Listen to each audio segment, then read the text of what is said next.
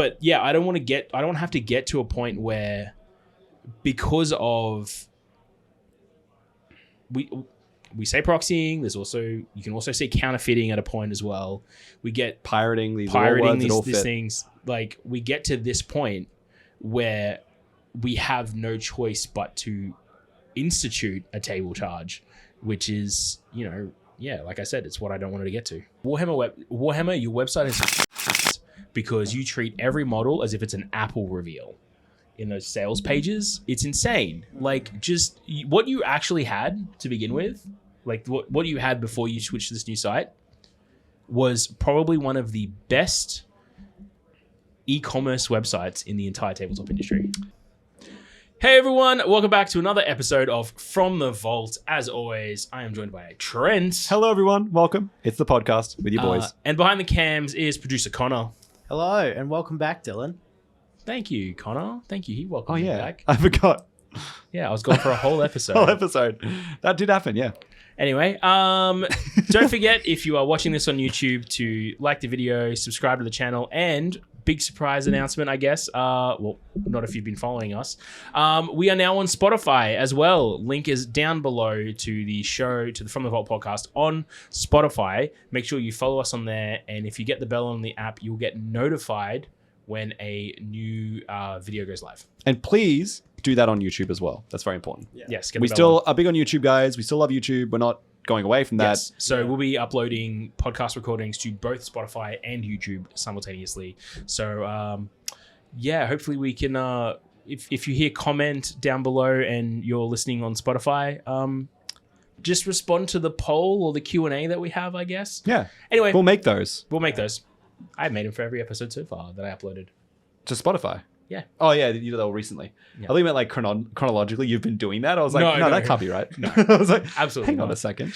But yeah, what are we talking about today, Trent? We are talking today about proxies.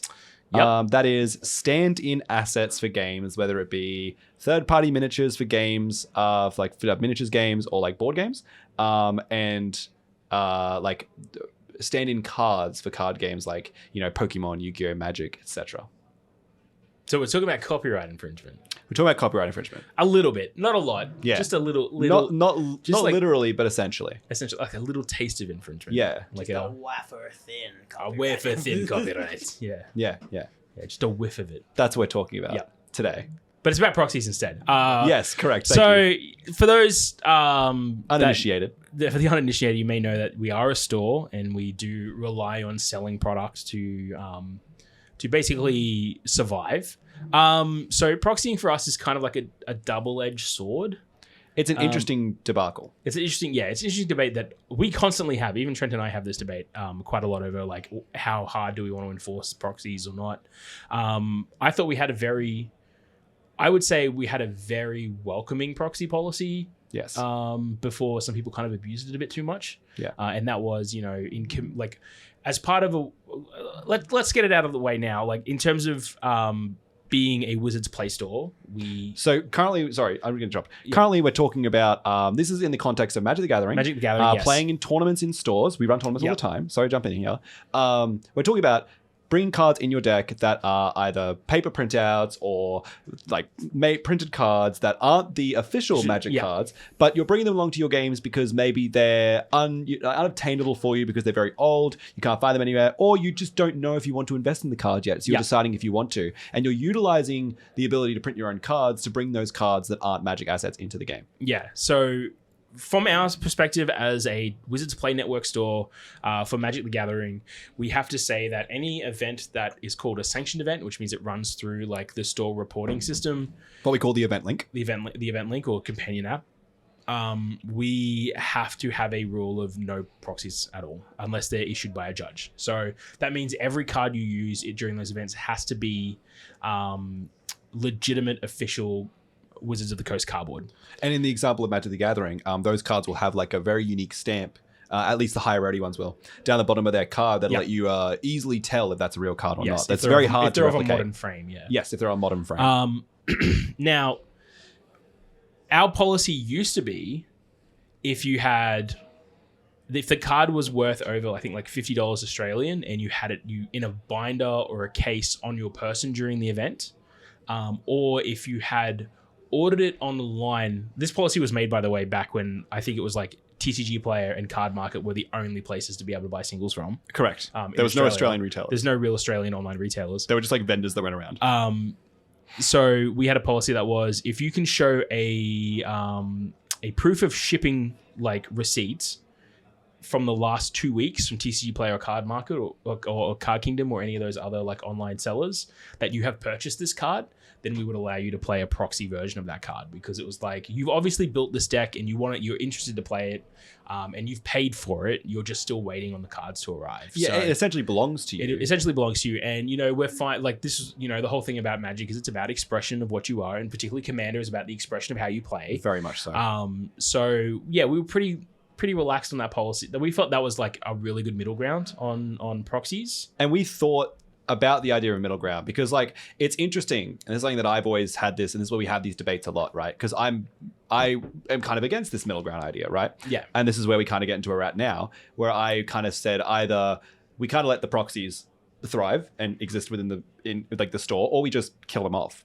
Yeah. Because for me, I go, what's our stance? What's our philosophy if we have such nuanced, I think that's a good word for it, nuanced kind of ideas of what allows a proxy, like especially in the context of like a $50 or greater card, right? Yeah. Especially in the context of that, where I go, well, if we're saying, if you've bought this item as like a investment piece, if you bought this item because you're going, oh, I know it's very expensive, I want to buy it and look after it, then you're going to have to make the decision whether or not to put that into your deck.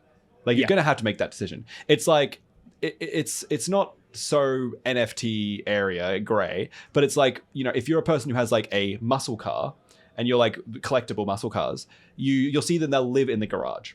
Once every 3 months, 4 months, they'll take them out to a show. It's a different situation. I understand there's there's again, nuanced situations there, but it's the same kind of idea where it's like, if you want to look after this vehicle, if you want to make sure it's not getting scratched, if its paint job is perfect, you're not driving it around. You're not taking it out you're not driving the kids to school in it because you want to keep it pristine for these car shows. If you want to keep your expensive Magic cards pristine, you don't play them in your decks. And then if you are okay to play them in your decks, like I have very expensive decks, we all know that, we've all seen Hardcast, hopefully you have, subscribe. I love my shiny cards, my foil cards, my rare cards. I put them all in my decks because I want to play those assets. I've bought them as game pieces, right? But that's not to say that I'm anti-proxy. That's just to say that from my perspective, if we're going to enforce proxy rules in the store, it would always be all or nothing. Yeah. Just due to the nature of, and this is what you kind of land on earlier, the abusive nature of creating logic and the way players will... I think of it this way, right? So very quickly, think of it this way. Magic is a game where you kind of assault the logic of the game. You're trying to find ways to break the math. You're trying to find ways to break the logic. Players who get involved with Magic, especially Commander, are those kind of people, right? I don't want to say you people, but they're the kind of person or the group of kind of... well, a subset of the player base is that kind of player. Definitely a subset of the player base for sure. And I would say, due to the nature of how Magic works, a large majority is that subset. A large majority who will... not necessarily in a malicious way. Kind of just push the boundaries. Just push the boundaries. Yeah. Because the game teaches you that pushing the boundaries is a good thing. So if you're the kind of person who's like, well, for example, I've bought a Cyclonic Rift, right? Well, now every blue deck I own has a Cyclonic Rift in it, right? Because I've got one in my binder. And when you kind of get to that situation and it's like, okay, but, I let my friend borrow my Cyclonic Rift, right? It's in his deck, but I still own the card. And then it's like, okay, well then... do you need a receipt to prove you own that card? Because now it's like, now the logic is like, oh, but I could just own the card and not play it, and you say I can proxy it. But now if I'm letting somebody else play the card, I'm not allowed to proxy it because they're playing it. See, to me, it was a very severe situation. And look, there was a bit of that kind of stuff going on, which, we felt that the original policy was like, hey, it has to be in a binder on your person during the event, so that if you get asked to show that you have that card, you can go, oh, I have it here. And if you have it at home, then that's it, you're out of the event, because you haven't followed the rules. But yeah, there was just a lot of like really like a lot of people just trying to like worm in and say, oh, but what about this? What about this? What about this? And these kind of incidents kept coming up, and we just went, you know what, we're done now. Yeah. Also, Magic's at a place where cards are much more accessible. I want to say more accessible now than they have ever been. Particularly in the Australian market, every man and his dog has an online vendor now, thanks to BinderPoz. But sorry, go I ahead. say that as like BinderPoz.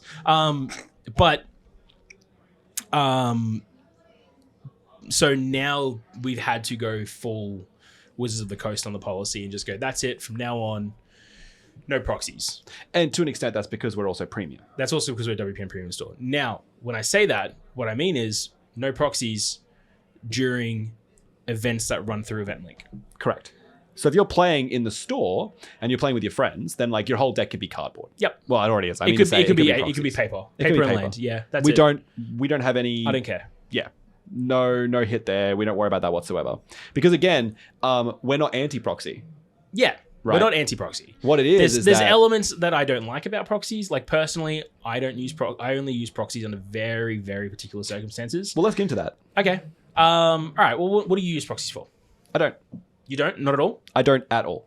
Not even, well, do you use proxies in an online environment? Elaborate. Do you use Spelltable or do you use like the apps that exist? I only use Spelltable. Yep. I prefer Spelltable, but in the past, due to the nature of like how other people I know play, right? And again, I'm not anti-proxy. I've used things like, there are apps that I've used. We could just say the app Cockatrice. Who cares? Cockatrice. I've used Cockatrice before. I've also used like Tabletop Simulator before. And we'll get to that conversation once we get out of Magic as well. But I've used these, and this is now going into like, these aren't even really proxies so much as this is like avenues to access the cards where you couldn't normally. Because look at like, okay, so very quickly, for those at home, if you may not already know, Magic has an online app called Magic Arena. Yep. You play Magic the Gathering, you play Standard, you play the formats they ask you to play, Historic, Brawl, whatever. You have to buy booster packs, and you get imaginary, you get digital cards that you then can burn for essence right about and make into new cards. But you have to spend money, like actual resources, in order to buy these cards, and then they're part of your collection on your online account. It's all attached to an account. It's all fiscal. When you talk about apps like Cockatrice, this app has every Magic card downloaded to it, and you just upload a deck list, and bam, you can just play Magic. And you don't have to buy any cards. You have every card, like even cards that don't exist on Arena, that have existed for like, almost 30 years now. Those cards are on Cockatrice. This is also true with Tabletop Simulator. You're able to take your deck list from your Tapped Out or your basically, Mox Field. if a card exists on Scryfall, it exists in these environments. So you're able just to kind of go, do I want to play Magic and I don't want to buy things and I want to just play the game that exists already? I could do that. This is akin to almost like emulation in like video games. So like Project 64, which was something I played a lot of as a kid, because I didn't own a 64 and my mom couldn't afford a 64. The same logic of me with Visual Boy. Yeah, Visual Boy Advance. Perfect. I had the same thing. And I had a Game Boy Advance. I didn't have every game for it, so I download all the ROMs for it, right? And Nintendo goes hard down on this, right? These companies dislike this, right? And again, it's the same logic. It is, for some reason, you don't want to purchase this thing, so you use the free version of it. I have used those in the past, so I would say maybe there's a layer where you could argue, yes, I've used proxies then in that argument. But when it comes to the physical cardboard, I just don't use proxies whatsoever. The closest thing I've ever used to a proxy was a championship deck card. Is the closest thing I've ever used to a proxy. Is that for Yu-Gi-Oh? No, like one of the Magic ones with the gold borders on the back. Oh, you used a gold border card. Like gold border card. Okay, They're from the championship decks. On the back of the card is a gold border as well. That's why they're illegal. Yes. But I've used a card that was technically illegal even though it had a normal Magic front and it was printed as a normal Magic card. They also have square corners. They also have square corners. Well, there's a series that do and a series that don't. Really? The Ancient Tomb that I used to use. Ancient Tomb, right? That didn't have but the Mana Vault that I own has square corners, right? Either way, at the time of using the Ancient Tomb, I actually didn't realize they weren't legal. At the time of using the Ancient Tomb, because my brain was just like, oh, well, werewolves exist, so you don't have a magic back, apparently. That was my brain. Yeah. So I don't know if that counts as actively using a proxy. And then when I realized, I went and got an Ancient Tomb. However, I don't want to imply that me saying, no, I don't use proxies, I don't touch them, means that this is like a negative connotation on proxies. Because I also understand that even in a world where Magic the Gathering cards are more like accessible than ever, a lot of these cards, Ancient Tomb is a great example of this, are still hideously expensive. Yeah. And that's the other priced. side of accessibility. Yeah. So the inventory is now out there And when I say accessibility, the inventory exists, and the processes by which you can get access to that inventory is much, much clearer now than it used to be. Yeah. We're still limited on price. It's always going to be a limit on price now. It's always going to be. Market. Yeah. So, while accessibility has improved, I still dropped $95 on a dockside extortionist like 20 minutes Speaking before of we started extortion. recording. Speaking of extortion. And I think that's sorry, I wasn't going to jump in very quickly say as well, is that not only have the old cards, mostly those cards of intense value, have retained that kind of value. Even if we're talking about a Cavern of Souls, which was once $120 Australian, is now, $60 Australian, $70 Australian. And there are versions of it. Money for there are versions of it that are $40. To a lot of people, and I don't disagree with this, $10 is too much for a card. Yeah. They're a cardboard that don't do anything, and they are game pieces that that only emulate something happening in the first place. Why not emulate the card that emulates the thing happening? We don't even physically need the card in order for the ability to resolve. We could use a marble. Yeah. On a flat surface. That's a bad example. We could use a Pringles chip. A coin. Yeah. We could use a coin. We could use any number of things that can just represent tapped and untapped, and there we go. It'll represent any card I want, right? So you're saying that pretty much the only time you would use now that you kind of use proxies is in the event where you are playing in a digital space. Correct. Where the other people around you do not have that accessibility.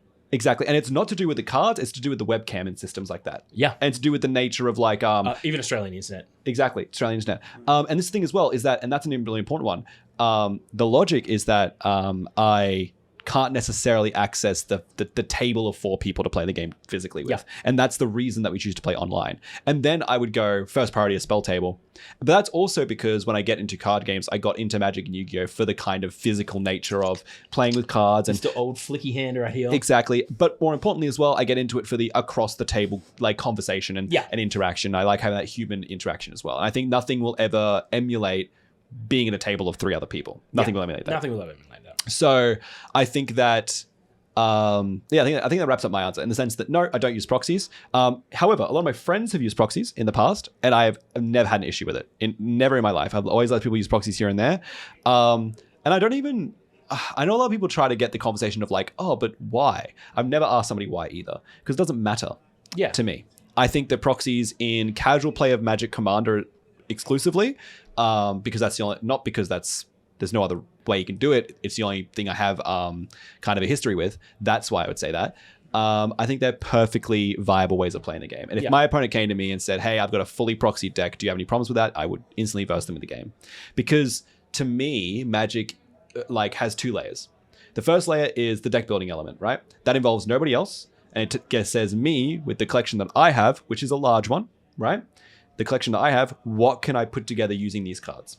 And I have a history with the game of over 15 years that says I have memories attached to all these cards and experience attached to all these cards that all translate to a very... a particular way of playing. Yeah, but more importantly, correct. But more importantly, a kind of... What's the word I want to use here? It's almost like an interpersonal nature with the deck I build. Because it's almost like I've taken snippets of my history and my hobby and pulled them all together into this new thing that now can represent me generating new experiences and have new elements to add to that, almost egg. You're creating an expression. Exactly. Of yourself. Expression of myself. And that for me is the first layer. And to me, that's the only layer where proxies matter. Because to me, if I break the surface tension of my collection, I lose the element of the history. I lose the element of my experiences to me. I don't lose all of the elements, but I lose a lot of the important elements to me. And I go, I sometimes think about rifling through Game Traders and Chermside, rifling through their things going, what is this card? I've never seen it before. Oh, I'm going to buy Mossbridge Troll because I've never seen the number 20 on a card, and I'm going to put that in my collection. And then I buy that card for a couple of bucks, and it sees play in, over the course of all these years since then, I've played it in multiple decks. And every time I see it, it kind of brings me back to that. Well, if I just go, oh, I'm going to get all the good cards I need and just put them all into cardboard and make them, that doesn't show up. That's the only time it matters. And then there's the secondary experience, which is the expression of skill and the expression of gameplay. And if my opponent can just express themselves with proxies, they're expressing themselves. And I'm still expressing myself with what I have. So none of this changed. And I would always prefer that my opponent is at their capacity of skill level and enjoyment, and they're also comfortable. And if proxies allow my opponent to be expressive, skillful and comfortable, then I'm 100% for that, 110% for that. So for me, I go, yes, definitely get involved with that if that helps you out. But I don't do it because that kills 50% of the whole game for me. And personally, that kills 80% of the game for me, because my gameplay experience is 80% deck building, 19% playing, interacting with my friends, 1% playing Commander, I think. If I had to just be like loose with the numbers. It's like the game of Commander specifically, and we'll get into more conversations with other games soon, but the game of Commander specifically is just so secondary to me, because all I want is an excuse to hang out with my friends and talk slang and slack and just fucking roll wheels people. And I want to do that expressively. And Commander lets me do that. And it's the game that I know a lot of people play, and that's what we all come together. That's interesting. I'm more of the, like, 60% of the game for me is hanging out with friends. And then, like, 40% is the deck building. Interesting, see? How much of the game for you is, let's say 60 and 40, right? That's 100%. So how much of the game for you is the game Commander then? If that's my third element. Well, I kind of tie that into the hanging out with friends stuff, because there's an element of that is also like picking their brains as to the choices they made and learning from them about how they play, and, you know, their win con decisions and their combo decisions as well, and how that interacts with the table. You know, how, you know, my let's take my Grand Arbiter deck. Like, in some circles, I pull out my Grand Arbiter deck and everyone's like, "Oh, it's terrible. You're gonna mill us out, whatever." Blah blah blah blah. And then with another group of friends, they're like, "Holy shit, that combo is awesome. How did you get that to work? Let's go." Like, so that big element for me is like is a bigger portion for me on how the game for me works. Is it's the table's reaction and the table's like discussion around what's happening during the game as well. Interesting, because that's the thing, right? So when I talk about the hanging out with friends thing, right? Like I'm talking about, like, you know, I just want to see how, for example, playing with yourself or Connor, I'll be like, how's the kid? How's work? Oh, how's yeah. That also of course. Sorry, of course. I'm not saying that's not. Sorry, let me roll up my point. Is that for me, that's like most of the experience, because I can replace Commander with any other game and have just a good experience, right? Yeah. But we all want to play Commander, therefore we all do it. And Commander isn't like something like, you know, in my opinion, a lot of board games, and especially something like Warhammer I play a lot of, where A, it's multiplayer, so we can all kind of hang out, but B, it's also not very intensive. Yeah. You don't have to be paying unless you're attention. playing competitively. But then we're going, that 60%, that those numbers change, right? And that changes. So let's just say we're playing casually, playing with friends, which is the context we're in.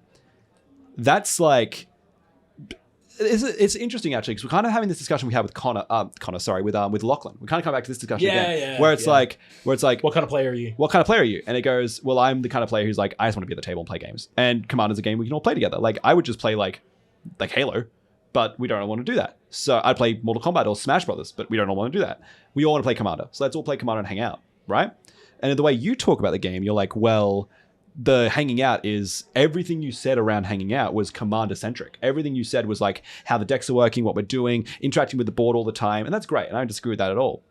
But it is interesting that then let's translate that over to then how do you feel about proxies in a world where your gameplay is so interwoven and with the socialization. Yeah, and the value of the game itself is so interwoven. And that comes down to what I do and don't proxy. I will proxy when testing a deck, and when I'm testing a deck, it's usually on my own. So gold fishing through online portals. I may test a deck through, like, sometimes I test decks through like Cockatrice or Tabletop Simulator. But when I do that, the decks I'm also testing are decks that I intend to play in the real world. So I don't proxy Power 9. I don't proxy Mana Crypts, all that kind of stuff, like a fast mana. I proxy what I'm about to go out and purchase or trade for. But not necessarily, right? Because the whole point of testing is that you may not buy those cards. But like it's that I mean, from that perspective of a power level kind of thing, right? Of course, I agree. Yeah, I'm just making that clear, right? For me with proxies, I my biggest concern about proxies is it creates a ubiquity in deck building. And this probably this doesn't just relate to Commander and Magic. This honestly would relate to every game, including Warhammer, Warcry, which we'll definitely get to. All that kind of stuff, where proxying if you know, the wall breaks down and everyone proxies, like, to me, all I see is an inevitable conclusion of everyone playing kind of the same thing. Yeah, in the sense that, well, maybe not necessarily the Or same every thing. game feeling the same. Or more importantly, like the power level we play at becomes the same. As in we cross the line from like what is CDH, which is a format full of proxies, and we'll get to why. And in a really good space, by the way, like a great space to have proxies and CDH. And again, it's full of it. It kind of blurs that line a lot because if your goal to proxy is go, I just want to test these cards. I don't even know if I want to buy them yet. And we did land on that one earlier. And then my idea is like, no, I don't proxy cards because I like to go into that thing. Let's say I do, and I say I want to build some stuff. I too would go, I'm going to practice using cards. I'm going to test this idea because I just don't want to invest in this card yet. I may not have it. You know what? I will say, actually, that's a lie. You know, I will proxy cards that don't exist yet. That's the thing that I will proxy. Yeah, I've noticed that. I noticed you a lot of times a new set's coming out and there's already Trent going, all right, well, here's the 3 decks that I have planned out and these are how I'm kind of playing them out. Yeah, and I've already got the deck together. Yeah. And I've got like an upside down card for the commander because it doesn't exist yet. Or you might have like some cards in the deck with a little slip of paper and they're about upside down. But Yes. I don't think that's like a very rare occurrence. It's usually just the commander for you. Because I like to have that bottom up design. And I just go, okay, what do I have? Let's make that into the deck. The commander is the thing I'm building around so it comes out. And that's then it's fair. I usually will a quick jump in and message mention during that. pre-release weekend of, hey, if anyone picks this up. Yeah, I need to this the one groups, guy. yeah. Yeah, exactly. You're playing that in an environment where you're playing against friends anyway. So Exactly. It's not And then that comes around the whole discussion of power level of whatever you're playing because you're just proxying this commander, you're still building a deck from your collection. And I want to say that like there's also an element to how you deck build that is the cognizant of the pod that you play in. Yes. Right? And that's probably one of the biggest important things I think that a lot of people forget. And obviously a discussion for another time on another podcast and playing to your group because I think it's very important to have I think what you brought up with was it John Banks's research about consideration that a lot of times, like I've seen your collection and I've seen what you just pull out of your ass when I'm like, hey, does anyone have this card? And you're like, oh yeah, I got like 3 of them. And then knowing how powerful those synergies are, that you just choose not to put them in the deck. Like it means that like you're still building towards the group. I understand my players. Yeah, which becomes a thing for me. Like I know it's kind of a slippery slope fallacy, but if everyone around the table is proxying and everyone starts proxying the best shit, then either you're going to get left behind because your synergies may not even be up to that level, or you're going to have to proxy to match that. Well, I don't even think that it's necessarily, let me jump in. I don't even think it's necessarily like slippery slope fallacy in the sense that I just think that it's important to understand as well. And this is going to sound crazy, guys, but we're actually kind of self-aware that we don't speak for everyone. Correct. And we also don't necessarily think that it's objectively wrong to proxy for power level. No. That's not objectively wrong. However, we don't want to do it. And if we were playing with people that all did it, we would feel, not necessarily even that we have to, but we would feel inclined to pick that up. There'd be a social pressure There'd be a social pressure to pick that up. Because again, Commander is a game that is, of course, in a casual space, winning is at the end of the game.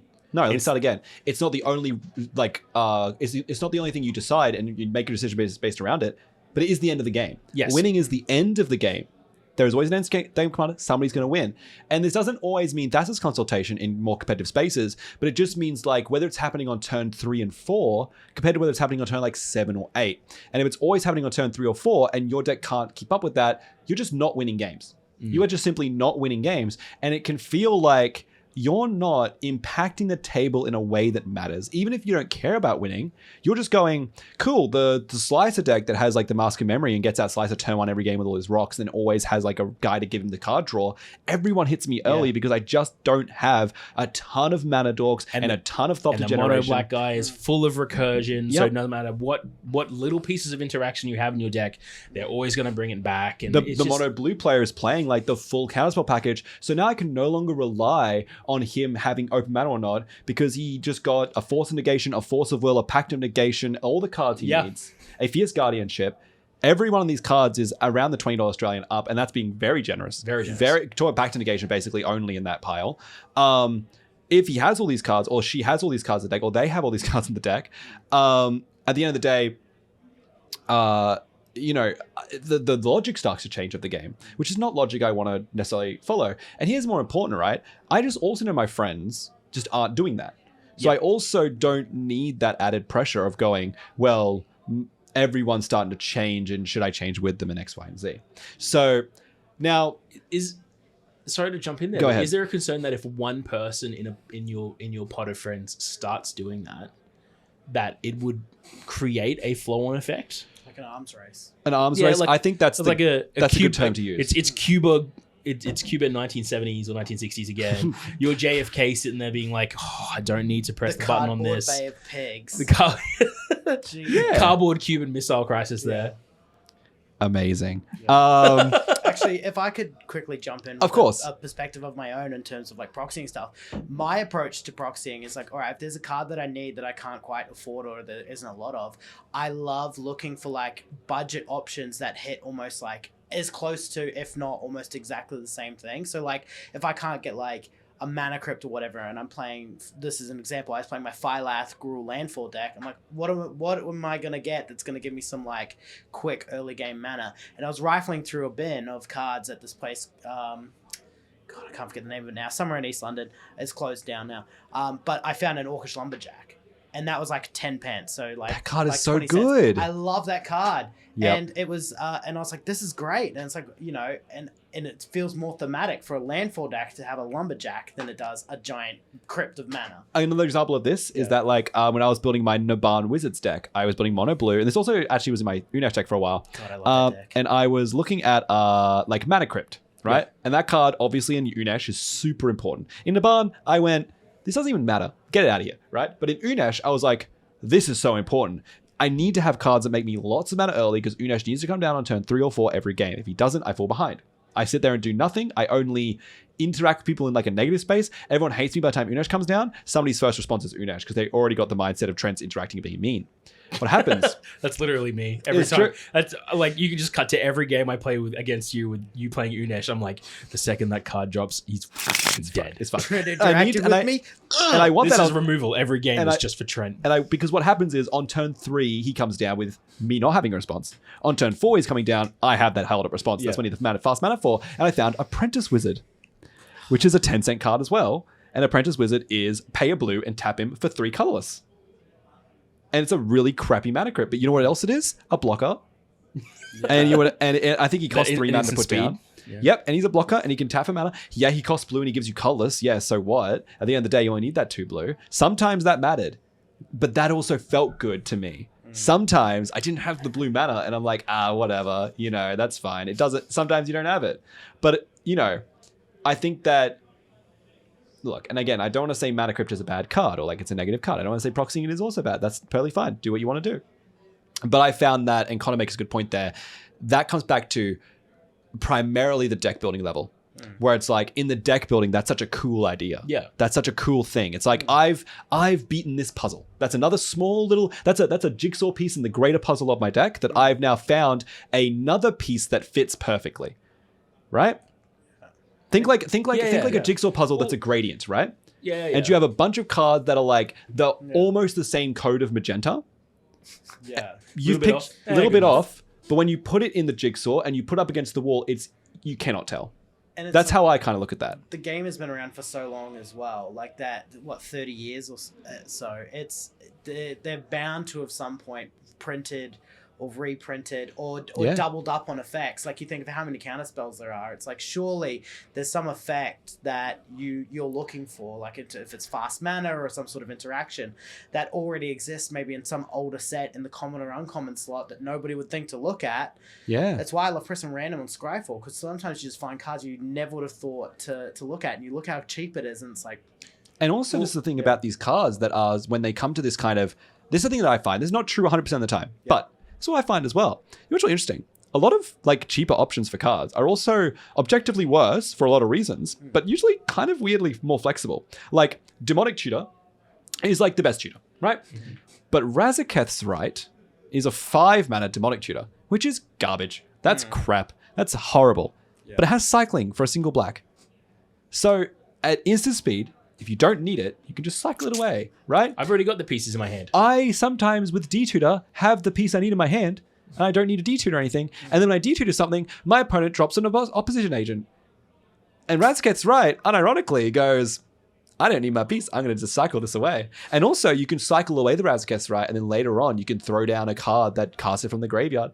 You could throw down the Keeper of the Court, or whatever, like the Sphinx, whatever it's called. Past in Flames. The Past in Flames. You can get that card back and utilize it later. You can Underworld Breach it, whatever. And that's a little bit interesting. Yeah, it's no question. It's worse than Demonic Tutor. But it's, it's still very interesting. I like cards like, Aura Shards is incredibly powerful, right? But Sylvan Reclamation has basic land cycling on it. That's sometimes more important. And it instant speeds Exiles. That card is objectively worse more often than not than Aura Shards. But it fulfills the same role in a lot of decks. Yeah. And it's like 30 cents. Yeah. Look, that kind of brings it to a discussion. And I really want to know your thoughts in the comments or in the... please. In the questions on...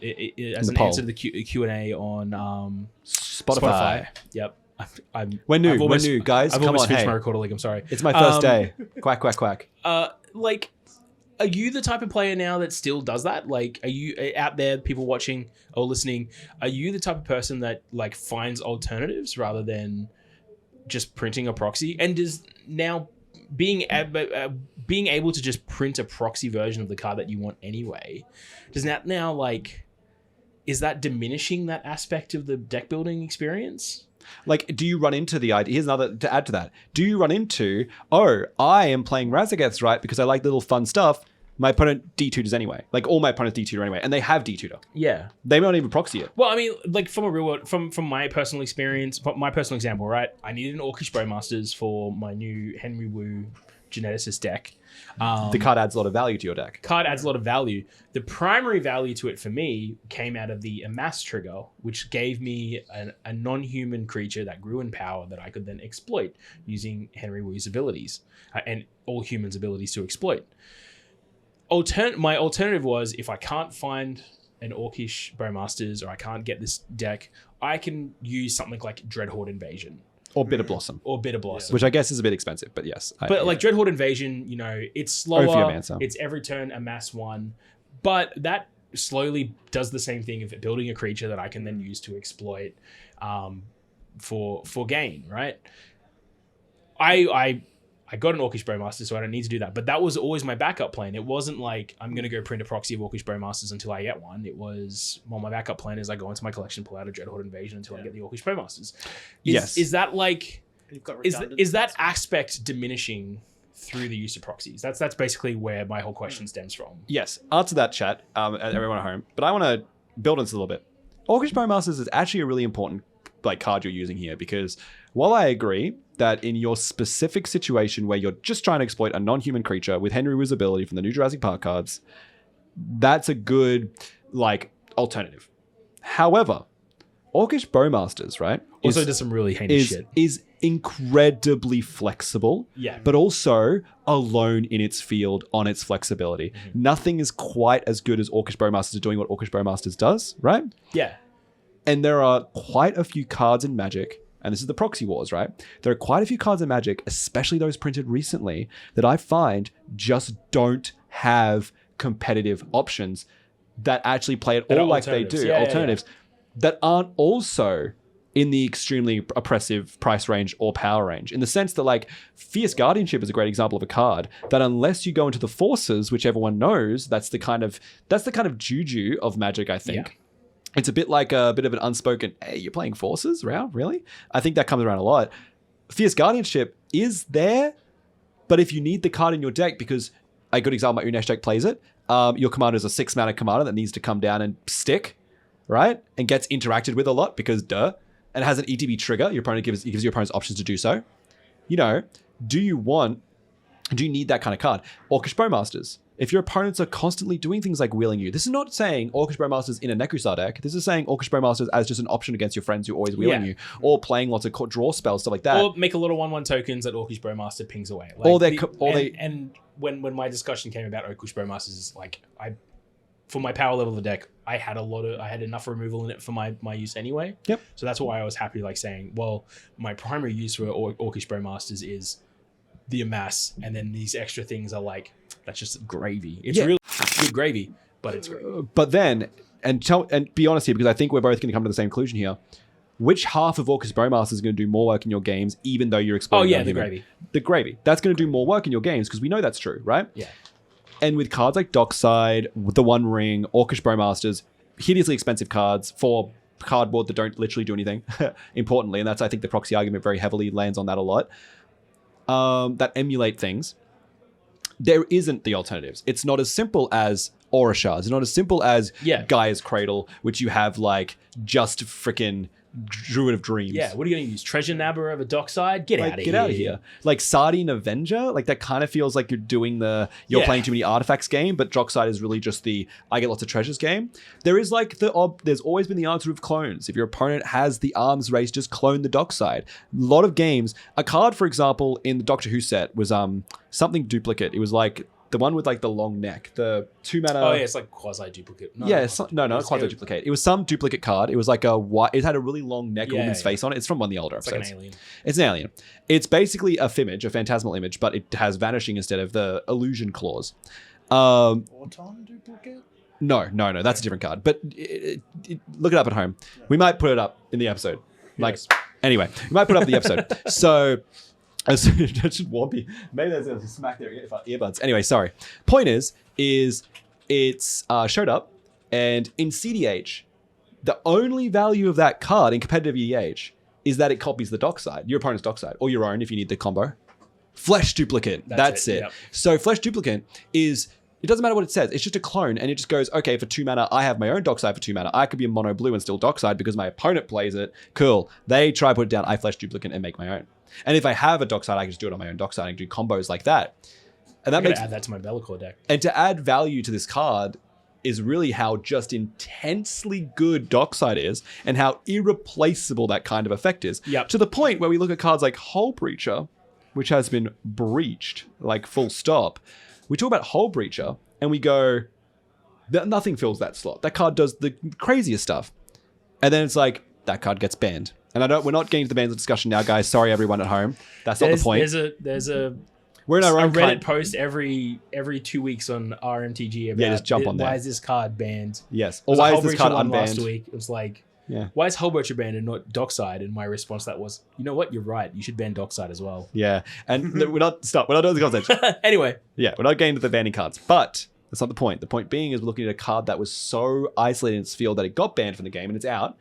But cards like Dockside and Orcish Bowmaster and the One Ring, which have no competition. Yeah. Like, are just like running rampant in the game. And then you go, that's that arms race argument where it's like, Now, we're going to translate this. We've talked about Magic for most of this podcast so far. Yeah, I was about to ask. Like, let's look at let's look at from another perspective of Warhammer. Well, let's segue first. Yeah, okay. Let's keep on for a second, right? And let's segue into competitive EDH, which is kind of where we're going to first. Let's get into competitive EDH, and then you'll see what I mean as we get into Warhammer. Yep. So, in competitive EDH, right? 99% of players. Now, your mileage may vary. Jump in the comment section if you are a CDH player, well and true. You follow the scene. You know the decks. You're a Kinnan player. We all know it. Let us know if you have a differing opinion on this. But from my perspective and what I've seen online, like proxies are a go in CDH. In fact, they are almost required. They are recommended, almost required. Because what is CDH, right? It is the skill expression of Commander bumped to the highest. Deck building is something that happens now online in groups. You don't call yourself a real Kinnan player unless you're in the Kinnan players Reddit page, Discord community. You're interacting with all the other Kinnan players. You're talking to the guys who win the events with them. You're learning from them, learning from their plays, editing out your tiny little interactions, your tiny cards. You're not and maybe that's a negative term to use, real or not real, but let's be honest. You're not a real CDH player if you're not doing that. You're not competitive if you don't play competitive. As a person who played 16 years of competitive Yu-Gi-Oh! All across the east coast of Australia, that's what you do. That is what competitive is.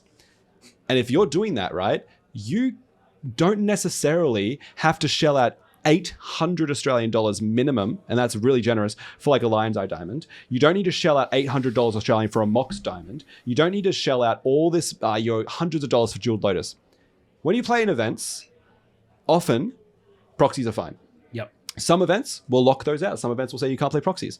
But when you're playing with friends casually, and you're playing competitive EDH, because those things can definitely coincide. And if you're a CDH player, the holler, you know it's true. If you're playing casually, you just use whatever you have, because your opponents would always prefer that your deck is at its highest state it can be, so you can express your skill the most against them. Because the game of CDH is about skill expression. That's the competitive element. The deck building is one thing. That's important. That's a huge part of the game. But the deck building is, with the amount of cards in Magic today, especially with the kind of powerful pushes we've seen in card design, is mostly solved. Competitive EDH is mostly, with some tiny nuances here and there, solved. A good example is you watch any kind of CDH content, you'll see people do set reviews, and it will literally be, and this is a good example of Flesh Duplicate here, you'll literally see people say, oh, this kind of has niche play here. It's very rare that a card will show up in a set and they go, this is going to change CDH forever. Orcish Bowmaster was a good example of that. And then before then was probably Hull Breacher, right? Probably. But it's usually they see some play, there's some tech options and, deck building exists. But it's all within the gameplay. Because nobody cares about that part that I seem to care about the most, which is defining the options and the using my collection and the history of all my cards. And who cares, man? I want to play competitive. I want to verse the best decks. Play your best deck, play your best game. And let's translate that to Warhammer.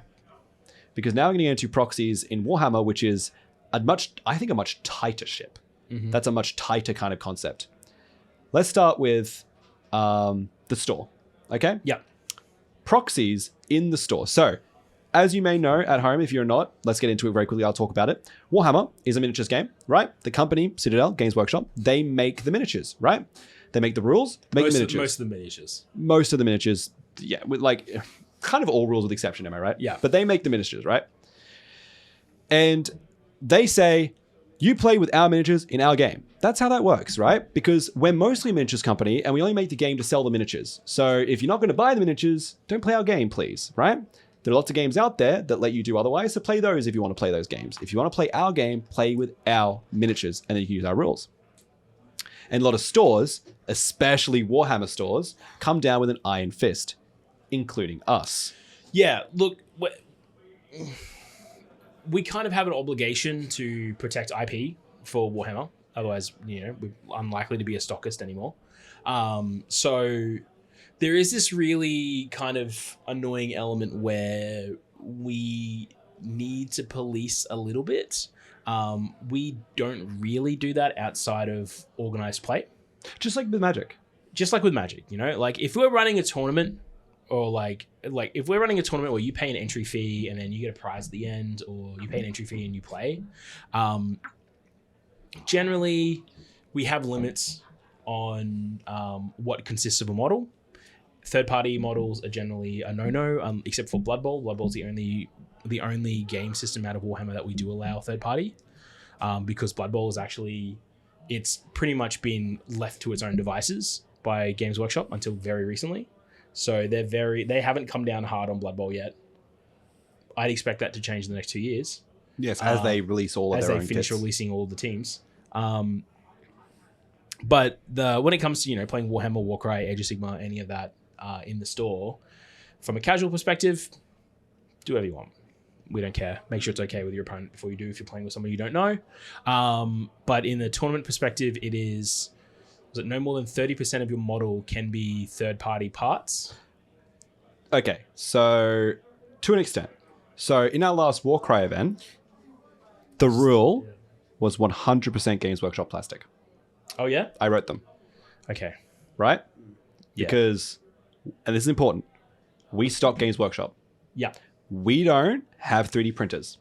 We don't offer 3D printing services. That actually big thing. We've been asked a lot about why don't we offer we've been told a lot by people man, your business would be so much better if you offered 3D printing services. No, because 3D printing services is essentially asking to be sued for copyright infringement. Yes, I think, and trademark infringement. This is its whole own probably podcast around this, probably, definitely. or at least a conversation we can have even separate to the podcast to do with the business, where I think there's a lot to build upon that conversation, and I think that the business can support 3D printing in ways that don't, and I think there's lots of ways that we can support it. Yeah. However, people don't come to us because they want to avoid copyright infringement. No, they come to us because they want cheap Space Marines, right? Yeah. And that's where I go, you've crossed a line, right? Now, this is the important part, right? If you come to our store to play games, right? our events cost, $15, $20 entry. That's not covering the event. You buy a drink or two, that's not covering the event. A lot of the times our events run at a straight flush, like straight on even. Generally, to behind the silver curtain on how the business runs, events need to break even at a minimum. Sorry, say events need to break even at a minimum. Yes, which is what I'm saying, right? Yeah. We usually break even, right? And that includes staffing cost as well as utilities cost as well as venue cost. Correct. Everything, prize input as well, like at a bare minimum, and taxes, by the way. That's another thing is we pay 10% GST on every entry fee. Yes, sorry, but importantly, right? Because there's a lot of details here. Sorry, yeah, there's a lot of details. But yeah, basically, events need to break even. Yes. However, okay, while events have to break even at a minimum, they don't often make much profit. No, they often it's don't generally break even. It's generally break even. If we're lucky, we make a tiny bit of profit, and that profit comes from the ancillary sales. It doesn't come from the event. Very rarely it will. Because we also offer prize support for those events. Like, people forget that also you're getting things. You're getting usually gift cards, and you're getting packs of boosters and stuff. Like, there's actually fiscal cost. Even to the that. prize kits from Games Workshop cost us money. Correct. It all costs money. None of it's free, right? Even the prize. Sorry, just as an aside. Even in competitive events, the prize kits for regional regional qualifiers for Magic, stores have to pay for. That's one of the reasons why we don't run them. Yes. Is because we would have to pay for the promo kits to a third party, which isn't Magic, by the way. Yes, that's its own conversation. And that's its own other conversation about business. Let's go back to Warhammer. Yeah, we're paying for kits. We're paying for everything, right? Let's just stop at we are paying for everything, and it's so many layers, right? It's so many layers of things we're paying for, right? The point being, right, is that the money comes from the ancillary sales, right? Yep. And the ancillary sales are going to be, if you want to play in the Warcry event, you're going to buy Warcry models. That's the point. Buy them from Vault Games. We're the ones doing the event. We're the ones supporting you, right? We offer good competitive prices on those products, so get them from us 100%. And this is where the 3D printing goes, and the third-party models, that's where I put down that hammer and went, no, 100%. Now, that's not to say you can't make your own models. That's not to say you can't kit bash and show some expression. We had some people come along with kit bash models. They were really cool, really awesome. Some unique basing was done on some models, and well, that's not Games Workshop. That's like a stick I found outside, but whatever. There were some really cool conversions and stuff that people made out of Games Workshop models. Yeah, and as long as your model's 100% GW plastic. Exactly. And we are loose on some other events. Dylan is correct. We'll allow 30% or whatever. But just like our proxy policy, we've been coming down harder because it's so easy to abuse that logic. Yep. It's very hard to look at a model that's fully painted and go, yeah, 30% of this is from Reaper Bones. Like, it's very hard to do that. Yeah. What ends up happening is that we put down these rules as kind of like a buffer to kind of go, we're lenient on what we're kind of going to allow, because again, we want you guys to enjoy your time and space here. But we want to make it clear where our priorities lie, which again, if our events are going to break even, we still have to make money. We're a business, we have to make money. So consider that too when you're coming along. Now, and honestly, that's also some of the things we kind of say in the stuff as well. There's a really good example. I think it's around 3D printing. There's a really funny thing in our Discord server where several of our community members seem to have a post that I put up over a year ago in a response to someone asking about 3D parts in games that they play here. If in Warhammer games they play here, and they've screenshot it, and it gets shared every time someone asks now. Immediately, it's hilarious, so quick. Because I don't even have to answer these anymore. But generally, what I put in the post was, what you do in your own time is fine. We have limits to events. Also, please keep in mind that our business operates by selling stuff. And if you enjoy the place that you play at so much, whether that's my store, whether that's the store down the road, whether that's somewhere in East London, if you enjoy the place you play at, please support it. Yeah, and you need to support it more than just paying for event attendance. Yeah, like I said, we break even. Yeah, and we're not, again, I just want to make sure that we're very clear as well. We would never force anyone to buy anything or pressure you to invest in us, because we just want to remind you that we offer this for you. Yeah, we need to make money because otherwise we literally close. But we don't need to make money because we're greedy capitalist monsters. Yeah. We want to make money because that's how the business survives, and that's how we pay our staff. And look, honestly, if I wanted to make money, if I was a greedy capitalist and I wanted to make money, there wouldn't be minis tables. There wouldn't be events. We wouldn't run events, I would imagine. We would just have Magic. Yeah, there'd be card tables and board game tables, but there wouldn't be minis tables, because honestly, the footprint of miniatures is it's from a business level, it's really hard to justify. Yeah. But we still do it because we love it. Now we talked about. Oh, sorry. We talked about the events, right? We talked about the events. We talked about how much we love the game and that kind of stuff, right? And this is where we talk about the 100% Games Workshop asset. Now, I want to talk about something very quickly as well. And we talk about how in Magic, right, when you're playing proxies in the store, right, we're pretty well whatever. We don't care. Yeah. Right. Especially if it's not a contextual not a tournament environment. Sorry. But let's talk about the miniatures side of things because it's a little bit different. Because if somebody comes into the store and they're playing casually with their friend Warhammer, right? And they've 3D printed their models, okay? In, Elegoo, 2K, on their 2K Saturn, whatever, and it's green. It's bright green, okay? How do you feel as a store owner if you see a customer in the store with unpainted miniatures, bright green resin, playing Warhammer against somebody with an army? Now, consider the fact, and you're already considering this, but I was going to make clear for the customers at home, customers, listen to me, the viewers at home or listeners at home, considering that there are people in the store not playing the game, shopping. Yeah, look, it's hard for me, right? It's hard because this is the thing, right? We want to support you hobbying. And I want people to play because I enjoy watching people play. Exactly. But here's the thing. You playing these miniatures are going to garner the discussion. People are going to get pulled over to your table and go, what's going on here? Are you going to, as a random person in the store, as a customer, as someone who isn't committed to the work environment, as someone who just goes, I just play here and I've just bought a coffee and I've just covered my table or I booked a table and I paid for that, whatever. You're going to tell the truth. You can explain that you printed them all off. They'll be like, wow, you have a printer at home? Is that expensive? Yeah, well, it works out a lot cheaper because, the printer itself costs a bit of money. There's a bit of upkeep and maintenance, but, I made this whole army for $20. And the customer goes, what? You made the whole army for $20? Well, yeah, I'd use one bottle of resin. It's a $35 bottle. Yeah, at that point, I'd probably have a chat to them. Right? But again, the customer isn't maliciously trying to attack your business. I know. And it comes back to the old thing. Look, it comes back to the old thing of, it's an old saying, and I'm probably going to bleep half of it, but I trust a cock up over a conspiracy any day, which is people are more likely to just mess up than be actively trying to subvert you. So, I agree. No, I totally agree. So for me, it's just this person,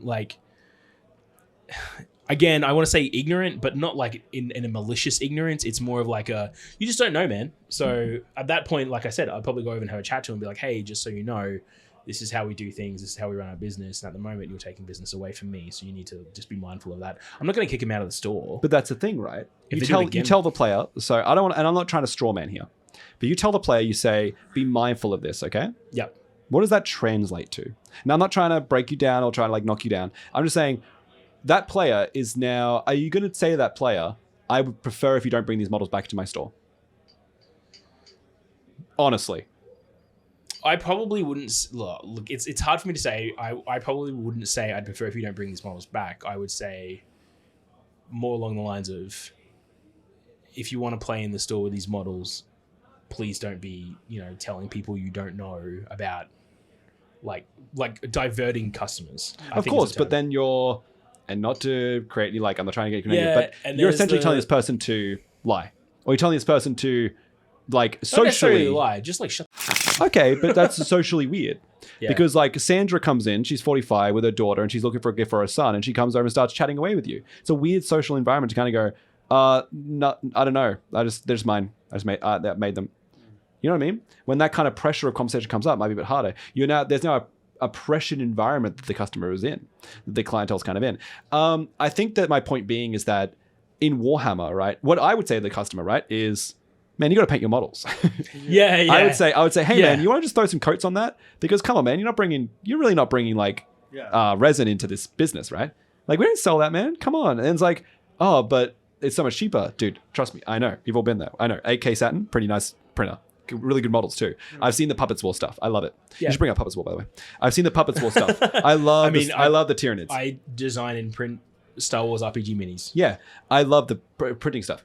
However, man, hey, we sell the product, man. Let's get some paint on these guys. If they ask what they are, tell them they're Tyranids. Point them at Tyranids, man. You don't need to sell my product for me, but come on, just... Yeah. That's what I would kind of say, because again, you teach the customer, you say, hey, this is what's happening, and then they make the decision whether it's and these...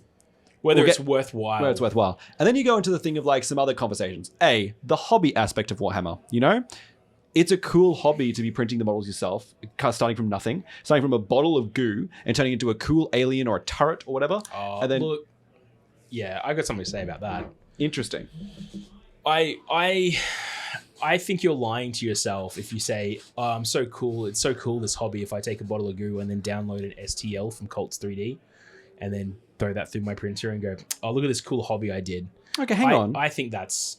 I agree. Let's take a step back. I agree. But it goes further, as in, you're saying that, like, I'm saying that this is also including the painting and the thing. I'm saying you're going from nothing to that. Just like going from nothing to buying a box, to cracking open a sprue, cutting them up, gluing the blade guard the way Games Workshop says you should build your blade guard. They look like the same as everybody else's blade guard. You paint them to your own. Just like you print off the same alien that you get from Cult 3D that anyone else can download, looks the same as anyone else's, but you paint it to make it your own.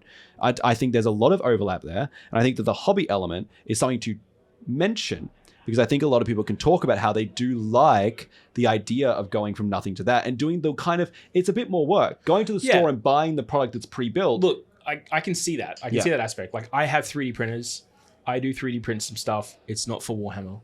I think the only thing It's not for Warhammer. It's not for Warhammer. I think the only thing I printed for Warhammer is like... is some terrain on filament stuff, because we need a lot more terrain for the store. Yeah, and that's for across multiple games, not just Warhammer. Well, the terrain you printed was actually Star Wars based terrain for Star Wars, like Shatterpoint, but it works for Warhammer fairly well. And then and I think objective markers, and then it's like 3D objective markers. Yeah, and that's basically all if you're looking from Warhammer aspect, that's all I printed. Yeah, like, I'm not going to go printing models. But people will print bits. Yeah. Right? They'll print like, you know... Look, I printed a hammerhead shark and then put it on an Alapex because I thought it was cool.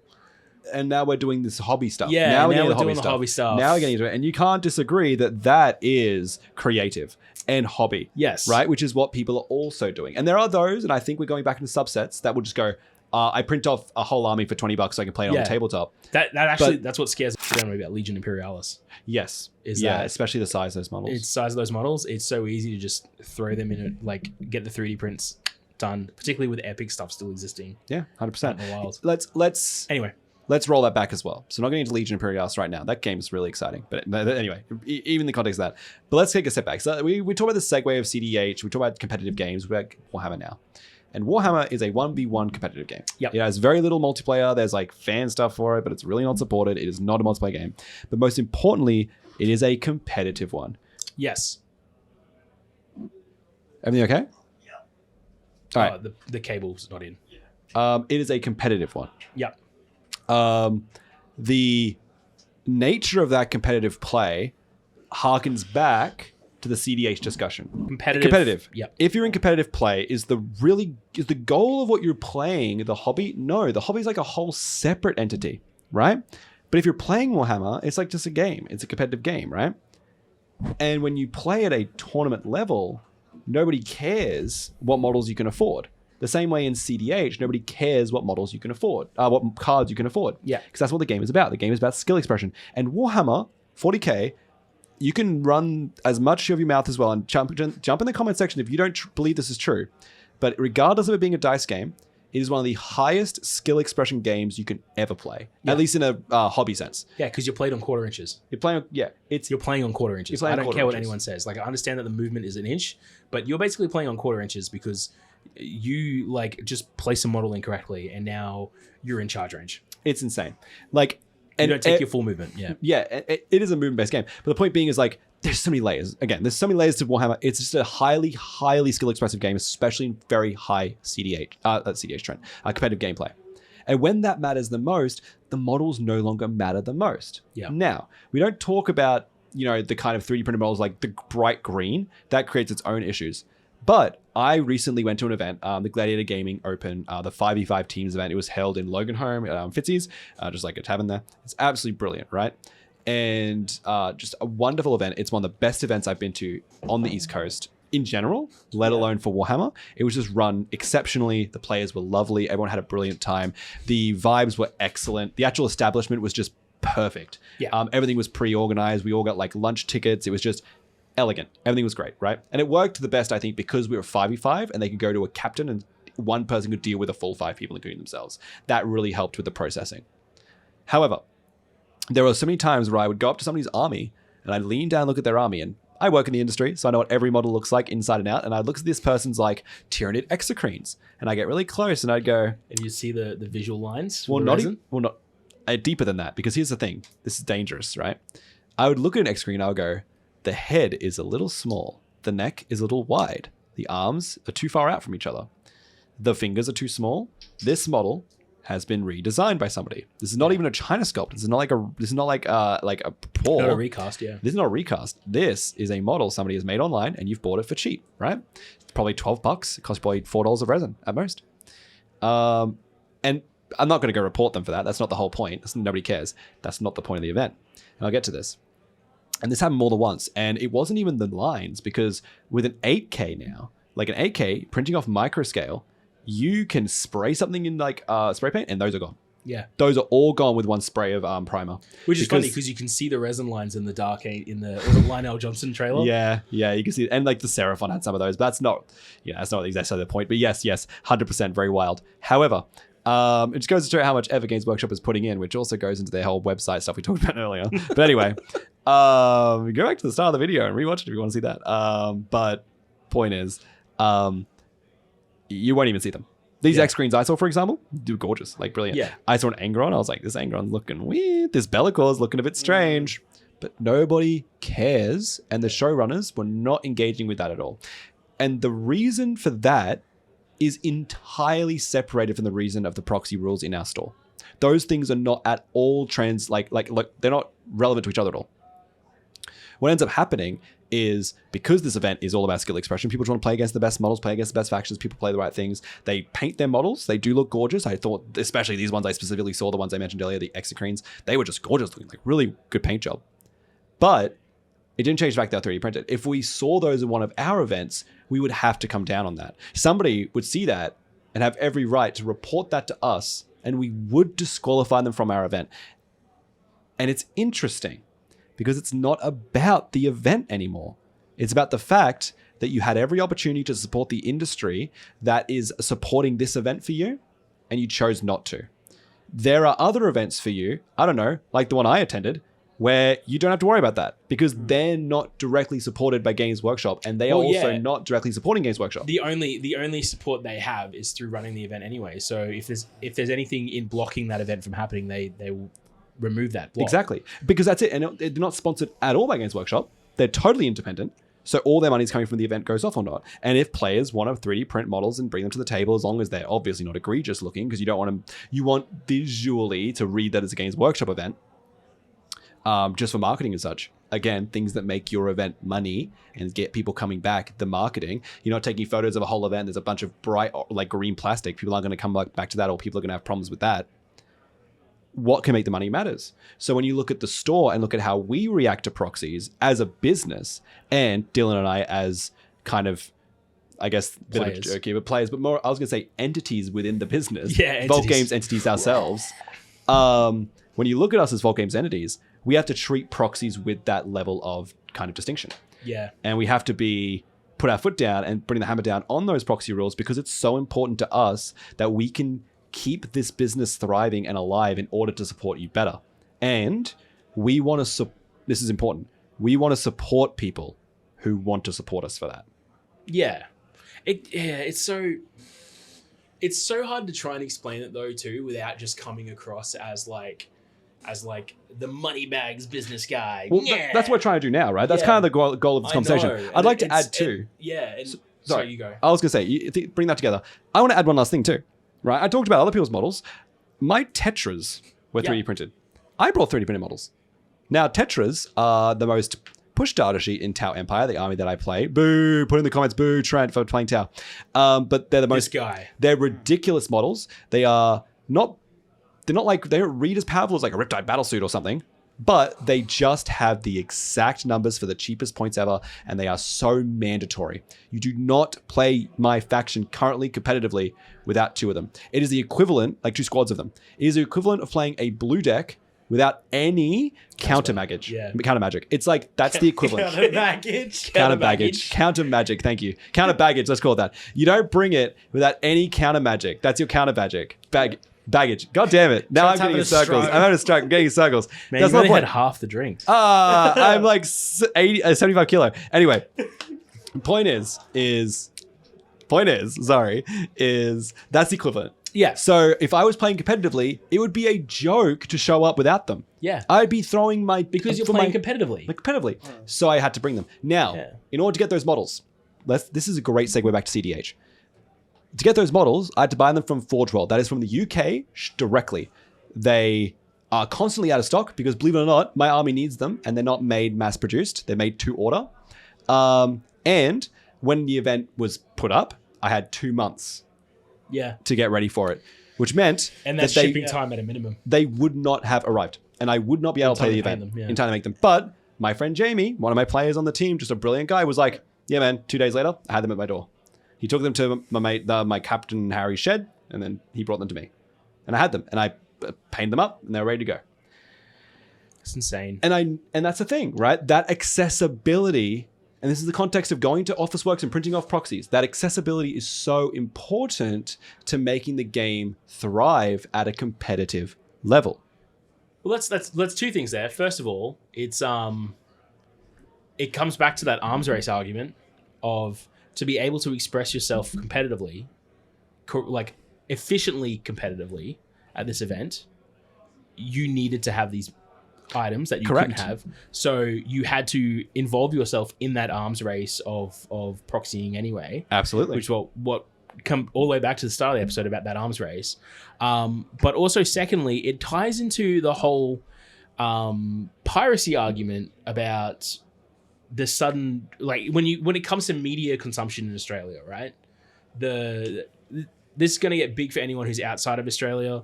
You're gonna learn some shit about Australia and how messed up it is here. A large portion of our media is controlled by 3 companies, right? And one of those companies, which is the biggest one, locked a lot of exclusive content behind their paid cable stuff in Foxtel. So what happened was Australia was one of the the largest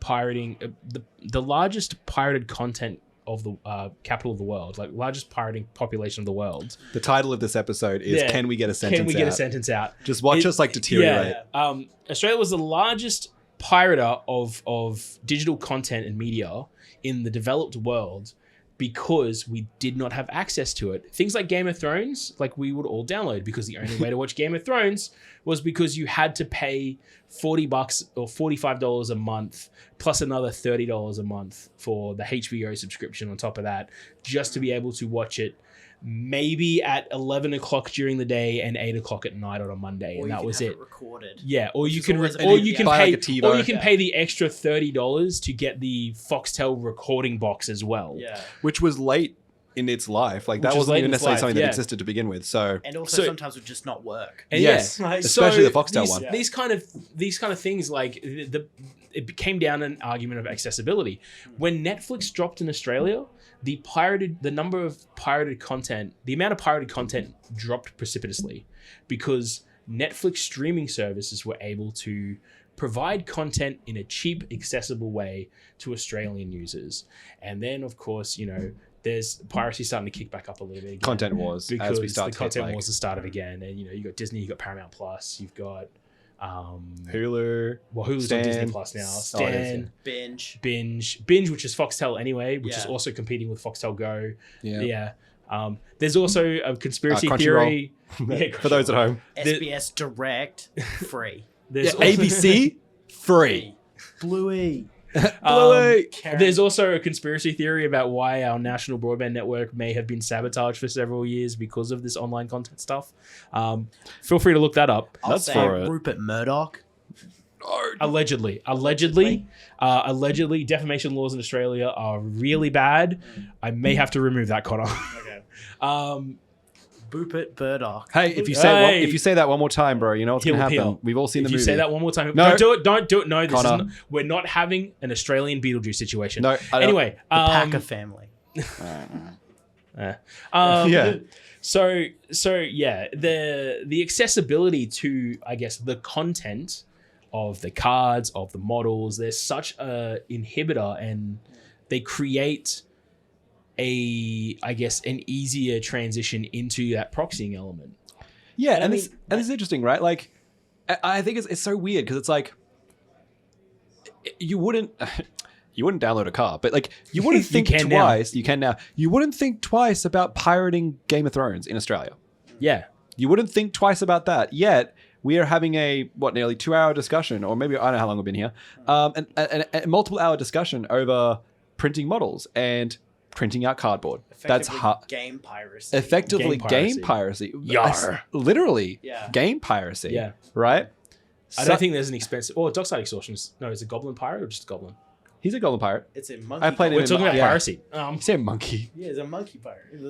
Only in the Double Masters one. Yeah. His art is a monkey, but he's a Goblin Pirate type. He goes in my Malcolm deck. Because he's a pirate, surely, Trent. That's it, yeah. Surely. That's exactly it. Surely, yeah, that's Absolutely. what it is. That deck's fucking Yeah, you crazy. can replace him with any other pirate, right? Honestly, yes. There's a card, Cutthroat Negotiator. Yeah. Bring it up. Pull that one up. I actually took it out recently. Speaking of this thing that's like interesting, there's a new card. It was in March of the Machine Commander in the Gremlin deck. That's how deep we're going. Cutthroat Negotiator. Check this thing out. So this thing is a 4-mana pirate. It's like a 4/4? 3/3, whatever. It doesn't matter. It says when it enters, it parlays. And you like what? You like flip the top card of everyone's library, and if it's a non-land card, for each one of those, you get a treasure. And then each player draws those cards. No one's angry. Yeah. No one's angry. And I get a lot of treasures usually. Or everyone flips a land. Yeah, and everyone that's good. and then the player who has only 2 lands all game now has their 3rd land, and we're all friends. It's such a cool card. It's so good. So yeah, I've been playing this. Yeah, there's a whole discussion about my Turgid deck where I started putting more and more group draw cards into it just to be like, hey everyone, I know I'm making everyone discard their hand, but hey, you're all drawing 4 at the start of your turn. That'd be nice. But except by the time you start letting us draw cards, you have 85 permanents we've all scooped. Yeah. So yeah. and hence why that's why Turgid is dismantled now. But yeah, so look, we'll end on yeah, well, let's back to what I was saying before we talked about the whole piracy stuff and the whole like accessibility argument. It's really hard to have this discussion without just sounding like Mr. Moneybags. Because you know I have, and to an extent you do as well. We have a financial gain to people not pirating this content and purchasing from us because we sell these products and need to make sure you all understand that these biases do exist. But let's be fair. I agree with the biases. Sorry, I know I'm jumping in, but like I agree with the biases that we have to make money, right? And there's an argument like Mr. Moneybags because we're saying it financially hurts us if you do that. It doesn't in general. It only does in the context of our store, right? But I feel that from a social and a mental health standpoint and from a personalized standpoint, we're offering the kind of people we're talking to right now, the people that not necessarily any enemies of us or anything like that, absolutely not, but the people that we want to support, that will support us, we are supporting them. It's almost like a symbiotic relationship. There's no parasitic nature here. It's not, we need your money, give us money. It's, no, we offer you this really cool thing. Come along and join us. And then it's like, play Magic with us. Yeah, like that's, you know what I mean? It's very much like Venom. It's like, but cool. Now Venom's cool. Anyway, it's very much like I feel we're offering something, and that's why we ask that something comes back. And I think it's valid to ask that. Yeah, and which is why I've always been like on the fence of education over, like, I guess like, I can't find the word now, but it's like punishment. Yeah, education over punishment. I'd rather explain to people, hey, there's light green, that 3D printed light green resin, Space Marine Army. Maybe at least don't talk to customers that are looking at stuff to buy, to tell them to 3D print it instead, because that's just hurting me. Yeah. And, I've had that conversation with people before. So, support your locals. Support your local. Support your local coming from a guy who is a local, I guess. So take that with whatever grain of salt you want. And if you're not our local, support your local. Yeah, and this is the thing, right? I want to add, by the way, if you have a local, again, like this, I don't really feel like this fiscal conversation is going to matter if you don't play at a hobby store. Yeah, because that's the only time this conversation matters to us. Yeah, it doesn't matter outside of playing in the space of the store. Yeah, and again, I think it's which again is why I always say whatever you do at home. I don't give a shit. Again, and it's also like, again, I talk about those bright green models and you land on that again. It's like, again, if somebody brings in a 3D printed army and it's fully painted, usually I don't have much of a problem because it's not as loud. I think that's the thing about those kind of models, especially even gray. It's very loud. It's very obvious. And it's again, that footprint. It's a large part of our store that is dedicated to things we cannot support. And if we can't support that, it means we can't support you and you're not supporting us, if that kind of makes sense. So I also want to say as well that there's another layer as well that I want to add. And some people might already have been here. And if you've chucked it in the comments, you already have. If not, I'll bring it up now. You talked about saying that you had other options, but you bought Orcish Bowmasters. You talked about you just dropped money on a dockside extortionist. Yeah. I talk about I don't use the Proxy Ancient Tomb because I didn't realize at the time. I now own like Balin's Tomb and like an Ancient Tomb and a bunch of copies of that. We're also we are privileged enough to understand too that we can do that. We are privileged enough to do that, and a lot of people aren't privileged enough to do that. In the same sense that I brought up Project 64, and I was like, well, I was young and my mom couldn't afford it, and obviously I was like 15, I couldn't afford it. I was working at a Wendy's, and that was McDonald's for me. I was a McDonald's guy. Yeah, and when you can't afford that, I think even if you can, really, it doesn't really matter about your financial situation. But when it's not something that you can justify, I totally get it. That's why this conversation about the anti kind of policies we've talked about, this anti-proxy policy, it only applies in the store. Yeah. As far as I'm concerned, and like I said multiple times, if you're playing at home or playing with me or playing in any kind of casual situation, I'm more than happy to play whatever you want. In 40K, I had no problems with my opponents playing Proxies in the tournament, and I played over TTS multiple times. My first game showing Connor how to play 9th edition, which was a mess because it was 9th edition, we played on TTS, right? Which was also a bit of a mess because it's digital, but that's not the point. We played over TTS, and that's game piracy. Like, he played Thousand Suns, I played Tau Empire with like a little Fish of Fury, and it was quite a fun game. We had a great time, but it didn't use any of the assets that Warhammer provided Connor. Connor could have gone, cool, I'll play this with you multiple times, and I won't ever buy a model ever. And I just make whatever army I want in the game. And we could have played heaps of games like that. However, a game like Battle Sector, which we both play, it gives us that online emulation a lot better. And we've both bought it, and we support a company that develops it. Layers, right? The same way you buy video games, and I mean, people pirate them too. But the same way you buy video games, the same way you buy movies, the same way you go places and you spend, the same way when you go to a bar and you buy a drink. You don't just sit around. You don't just talk to your friends at a pub. You buy something, you eat something. Anywhere you go that is an event space in any way or is offering you a service, you pay for, right? And if you can't, we understand. I would say the biggest problem is getting to a point where we have to force people to pay for the space. Yeah. That is the place I do not want to get to. Because honestly, like, that's something that we've actively turned away from at Vault. We don't have a table charge. Like, if you want to come in and play games, all we ask is that you buy a snack or a drink at a minimum. You can buy anything you want in the store. Just if it's a snack or a drink, that's okay. Yes. It could be a $2 caramel koala. If you help us, we'll help you. That's kind of how we feel. And the reason why we do that is because we had people who were supporting the store previously, and instituting a table charge would, punish those people for still supporting the store. And then on the other side of that, I'm surprised at how many people walk out because we say, all you got to do is buy one thing.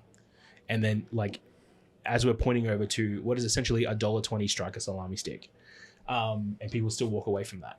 So, and again, that's your prerogative. Like, that's their choice to make. We're giving you that choice to make. But yeah, I don't have to get to a point where, because of we say proxying, you can also say counterfeiting at a point as well. We get pirating these things. Like, we get to this point where we have no choice but to institute a table charge, which is, like I said, it's what I don't want it to get to. Yeah. And I think that, again, this comes back to my point of we offer you a service, is that I do think, and this is proven in the numbers alone, is that we do offer a service that people are willing to support. Absolutely. So for each one of these people that goes, I'm not going to do that, and leaves, we have 10, 15 people who are willing to stay because they go, but the board games are free? We're like, yeah, of course they are. We just want you to play games. And they're like, oh, well, I'll grab a coffee. Yeah. And how do you stay open? Yeah. Well, people buy shit. Yeah, people buy stuff with a store. Yeah. You know what I mean? That's a question I'm still answering to this day. It is 2023. We opened the physical store in 2016. So it has been 7 years. Damn. And people are still asking, man, how do you stay open? And the answer is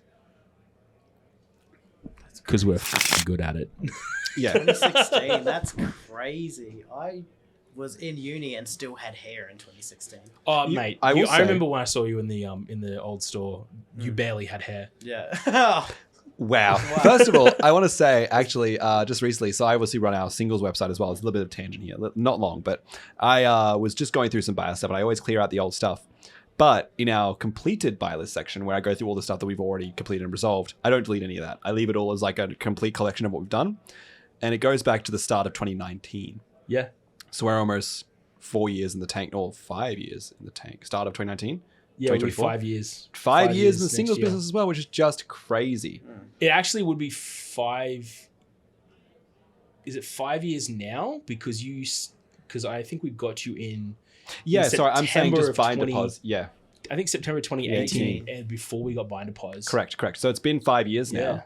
But just under 5 years of the actual system online with binder pause. So just wild how things go. And, you know, it's Man, the passage of time. passage of time. But again, we're not kind of going in a weird place. But the point being is that, you know, and I think it's a reflection of how we kind of address these situations, how we address things like proxies, how we address things like the store, and the success is in the numbers. Yeah, and we want to still be a space where you can come in and have some fun. We want to share that success with you. Yeah. It's the best way I think to put it. It's an Ouroboros sort of thing. It's like you need the money to stay open for people to enjoy, to keep spending the money, to keep the space open, Yeah. et cetera, et cetera. People come in the store, I Yeah. am cheese to meet them. You know what I mean? Anyway, Make so them away, toys. We've unlocked so many other things that we can talk about. We Oh, can absolutely. Talk about events and what they all mean to us as a store, and what the realities of running events are, which, you know, also then plays into competitive play and why we don't do a lot of it here at Volts. And yep. my God, I got oodles of stuff that I want to talk about in that front, which we will talk about in a future podcast for sure. So subscribe Subscribe. and ring the bell. Hit follow on Spotify, get the bell on, hit like on this video, subscribe to the channel on YouTube. Write an get essay in the bell on. comment section. Write an essay in the comment Give section. us We something do to read respond it. to. Give us Yeah, something to respond God, to. we love comments. Please. It's like a lifeblood, bro. I love the comment section. Please chuck something in If you there. don't comment, Trent just fades from existence. It's pretty upsetting. Please comment. Yeah, it's pretty upsetting. So yeah, please, love of God, comment. I think love the it so much. Lorcana, when I was uploading, I was going through all the stuff. The Lorcana episode the Lockie episode, the one about what player are you, had so many great comments on there too. Like Yeah. full essays of play styles and who they are. And I just loved reading that and responding to that. So Yeah. please let us know in the comments. Thank Anything you want to talk about from this episode. We want to see it. We want to hear it. We want to read it. We enjoy it. And well, I can't wait to sit down with you again and do some more stuff, or just get replaced by Connor again. Yeah, well, you know, you don't play Warcry. Anyway, thank Actually, you so much. funnily enough, after listening to some of that episode and looking at some Warcry stuff, Yeah, come in. Can we hook up a game? We guys? can. Yes! Yes, we can. We Let's will. go. Sweet. All right. Well, that'll be it for today's episode. Thank you so Yeah. much for joining us, Thank everyone. you. If you sneeze during this video, bless you. Thank you, Trent. Thank you, Dylan. And Thank you, thank you, Connor. Connor. I can't double up my voice, but thank you both. Yeah. Yeah. Thanks, everyone. All right. We really Stay appreciate safe you out guys. there. Wash your goddamn hands. Bye, everyone. Goodbye. Bye. Bye-bye. Bye. Bye. Bye-bye.